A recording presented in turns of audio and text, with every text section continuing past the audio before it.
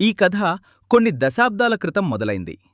British engineer sir Arthur Cotton గోదావరిపై ఆనకట్ట కట్టినప్పుడే పైన ఎక్కడో నీటిని ఆపి కరువు ప్రాంతాలకు మళ్లించాలని కలగన్నారు. 1941లో రామపాద సాగరం అనే పేరుతో ఈ ప్రాజెక్టుకు తొలి రూపం పడింది. స్వాతంత్ర్యం వచ్చాక ఎందరో నాయకులు శంకుస్థాపనలు చేసినా అది కేవలం శిలాఫలకాలకే పరిమితమైంది. అప్పట్లో ఈ ప్రాజెక్టంటే కేవలం ఒక కట్టడం కాదు, అది కోట్లాది మంది రైతుల ఆశ.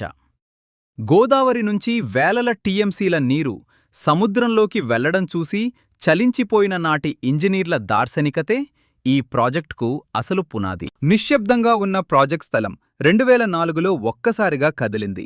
జలయజ్ఞం పేరుతో ప్రాజెక్టు పనులు వేగవంతమయ్యాయి. కొండలను పిండిచేసి, కాలువలను తవ్వి, నది మలుపును తిప్పడానికి మనుషులు, యంత్రాలు అహర్నిశలు శ్రమించాయి. 2014లో విభజన సమయంలో దీనికి జాతీయ హోదా దక్కడం ఒక మలుపు. ప్రపంచం ఆశ్చర్యపోయేలా Guinness book of world records సృష్టించిన కాంక్రీట్ పని ఇక్కడే జరిగింది. వేల మంది కార్మికులు, వందల మంది ఇంజనీర్లు ఒక యజ్ఞంలా ఈ కట్టడాన్ని లేపారు.